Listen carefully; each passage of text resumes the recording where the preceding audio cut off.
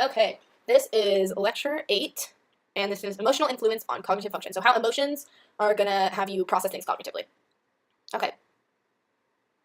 Cognitive processes occur in front of backdrop emotional states. Okay, so you process things in front of emotional states. Emotional states are like the background, they're like the color of the paint in the back of the portrait. Okay? And strictly speaking, it can be argued that emotional processing really is cognitive in the sense that it contributes a form of knowledge-based information processing. It has nevertheless proved useful to distinguish between more emotional and more cognitive contributions to what we consider to be an emotional response. This distinction maps relatively closely onto the respective limbic and neocortical contributions. Okay. Yeah, limbic would be for emotion, neocortical would be for cognitive. To emotional processing. Okay. Emotional processing integrates contribution from subcortical and cortical processing streams in the course of appraising an event and generating an emotional response. The amygdala is a key structure in the subcortical route of emotion and is important for detecting biologically significant stimuli, in generating emotional responses, laying down memories, and in triggering changes in cognitive processing to deal with stimulus or event. Okay, so amygdala interprets fear and interprets how to regroup and what to do with this knowledge of fear. The amygdala is densely connected with many other brain regions, including the thalamus, from which it may receive sensory information. Okay, so the thalamus feeds into the amygdala. The thalamus looks like a little butt, and it's above the amygdala. It's kind of like the thalamus pooped out the amygdala. Okay, and so the thalamus feeds sensory information to the amygdala. This connection is thought to provide fast but dirty, rudimentary, okay, so again with the poop, analysis of the environment for a potential threat, such as an organism can initiate a fight or flight. Okay, so again, the thalamus to the amygdala, it's like a little poop out, and it's like a fast and dirty, but it gets you fight or flight really quick. Okay, specifically, Leduc argued that the low road to amygdala depended on direct projections from the thalamus to the amygdala. Okay, so this is like the quick and dirty. Leduc proposes thalamus to amygdala. So let's think about like shitty. What's shitty at Duke? TAs are shitty at Duke, and it's TA thalamus amygdala, and that's the quick and dirty route. And the amygdala is a little poop out of the thalamus. Okay, whereas the high road consists of thalamus, visual cortex, amygdala. So the high road, the only difference is there's a visual cortex in the middle of that thalamus and amygdala.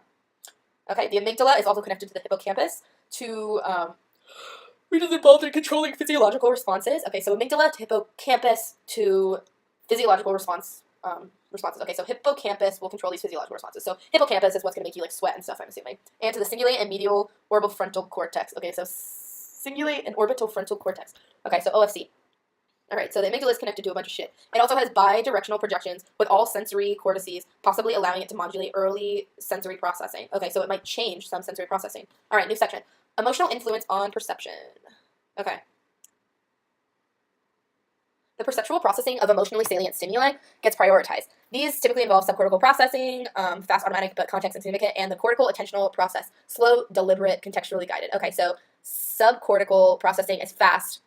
Subcortical processing is fast, but it's like dirty, and cortical, which is like an attentional process. Obviously, cortical is like more analytical, and so it's slow, deliberate, and it like has context. Okay, makes sense. And also, if you have an emotion towards a certain stimuli, you're gonna process it faster and like first, so it's like prioritized. Researchers interested in isolating the contributions of the subcortical route to emotional responses therefore often devise experiments where stimuli are present subliminally, below the threshold of conscious awareness, usually through brief exposure and masking in order to make sure the responses do not voluntarily deploy attentional mechanisms. Okay, so research try to get to subliminally by like masking stuff.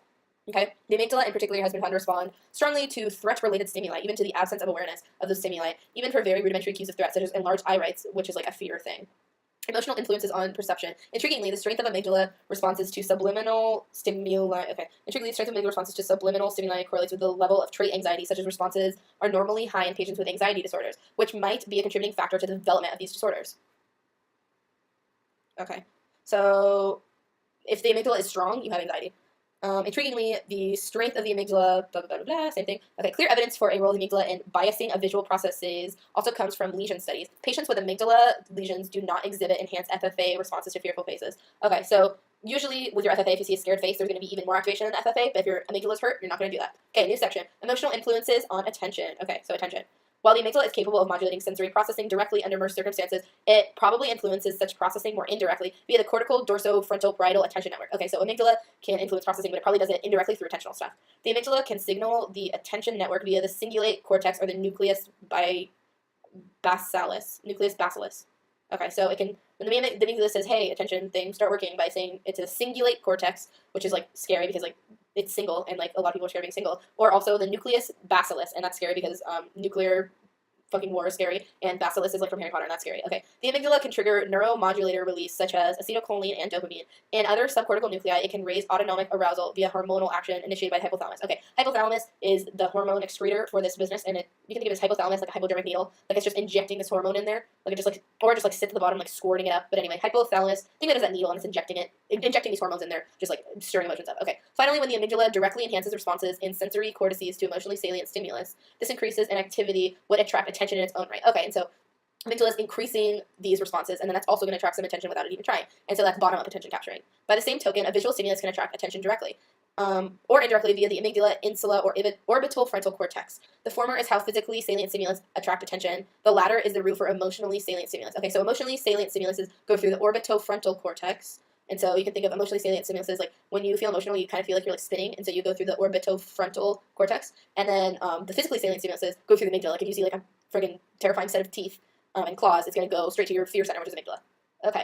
Emotional influences on attention. Behavioral studies have shown that emotional stimulus salience potentiates the effects of attention. Okay, so if the emotional stimulus is salient, this is going to increase attention on perceptual processing, suggesting that the amygdala may provide an additional boost to the attentional network. Okay, so amygdala provides amygdala is like Adderall for the attentional network. There we go.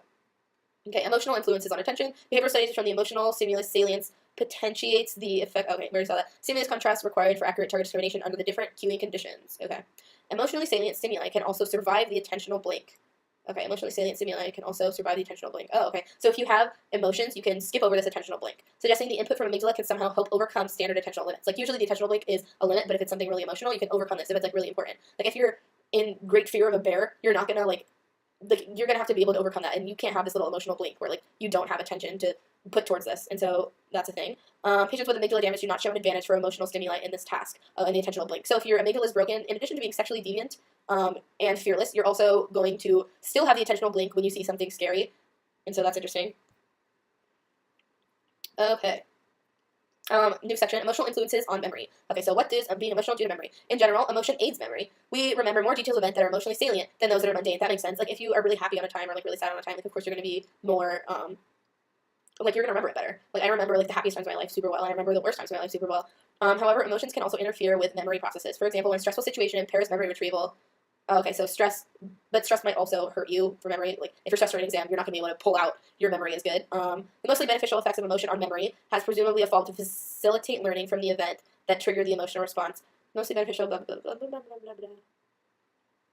Okay, and so it was just saying that we've evolved to kind of like use this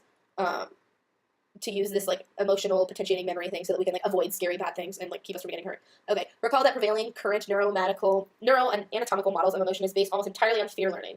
The amygdala again takes center stage on the emotional modulation of memory. That makes sense because it's still emotion. It is positioned adjacent to the hippocampus and other MTL structures. Okay, so amygdala is by the hippocampus and other MTL stuff. So amygdala, so I'm assuming that it's like the thalamus like poops out the amygdala, and then the amygdala is like sitting right under the MTL, which includes the hippocampus and stuff. The amygdala may affect processing in these structures directly via neural signaling, indirectly via hormonal signaling. Okay, so the amygdala might might release hormones. The latter is thought to be of particular importance and is closely linked with the body's stress response. Okay, so the amygdala might release hormones as a stress response. Okay, in response to a perceived threat, the hypothalamus interacts with the pituitary gland to trigger the release of stress hormones. Okay, I think I already knew that. The hypothalamus, which is like already, it's like a little injection needle injecting the hormones for emotion, interacts with the pituitary gland, which I already knew does like hormones and all that business. And then it releases stress hormones, which include epinephrine, norepinephrine, and glucocorticoids by the adrenal gland. Okay, these stress hormones in turn enhance the influence of amygdala on the hippocampus, neocortex, and other structures involved in memory, including consolidation. Okay, so if these hormones come out, then it's going to kind of like up the power that the amygdala has. The amygdala modulation effect impacts, in particular, memory consolidation after the emotional event because hormonal action is rather slow. Okay, so like you release the hormones, but it takes a while for them to like do anything, and so most of what it's going to be affecting is the consolidation. It's not as much going to be affecting like what you're experiencing in the moment, just like how it consolidates. Okay, in support of this model, the administration of propranolol, a beta-adrenergic blocker that reduces stress response, eliminated the memory benefit for emotional materials. Okay, so if you give them a adrenergic blocker, then you're not going to get like as strong a memory because emotion usually helps. Emotion consolidate, but because if you give them this blocker and it acts during consolidation, they're not going to be able to consolidate as well without like these hormones. Okay, patients with amygdala damage also do not show a modulation effect of emotional memory. So if you also have damage to the amygdala, like being really emotional about an event isn't going to help you encode it better. Okay, furthermore, fMRI studies use the subsequent memory paradigm, I remember that, have shown that successfully remembered emotional stimuli were associated with strong coactivation of the amygdala and MTL structures. Okay, so if you successfully remember something that is emotional, the amygdala and MTL is activated. I mean, the amygdala part's pretty obvious, but the MTL, maybe not as much. Okay, so if you remember something emotional really well, it's because the amygdala and the MTL acted really well for you. Whereas neutral information were not. Additionally, the difference in memory effects, that's from earlier too, and the amygdala and MTL were highly positively correlated for emotional items, but not for neutral items. Okay. So difference in memory, there's a big jump in memory if it's an emotional thing. This data suggests a tight functional coupling between these structures during encoding of emotional memory. Okay, and so encoding of emotional memory means that amygdala and the MTL are really, the MTL we already knew was really significant in encoding memory, but now this just proves that the amygdala, since this little shit sitting by the MTL, it helps as it's potentiating and making it stronger. Okay, now we're on to a new section, emotion regulation. Okay, in addition to implicit regulation by the VMPC during extinction, so VMPC again, that's with the PTSD soldiers, and that has to do with extinction, and theirs doesn't work, which is why they can't extinct those fear memories, and they're super anxiety ridden. Implicit regulation by the VMPC during extinction, amygdala activity can also be dampened via cognitive emotion regulation strategies. Okay, and so such a reappraisal of negative stimulus or event as being less negative. Oh, so you can go to therapy and think that the event is less negative, and so then that will help your VMPC to kind of extinct this fear memory, basically. Okay, comparison between studies of fear extinction and cognitive fear regulation suggests the same inhibitory circuitry between the VMPFC and the amygdala is recruited by both processes. Okay, so inhibitory circuitry between VMPC and amygdala is the same. Okay, a particularly intriguing functional dissociation in this respect can be observed during the dorsal medial frontal cortex. So, dorsal medial frontal cortex, which is involved in fear acquisition. Dorsal medial frontal cortex? DMFC, okay.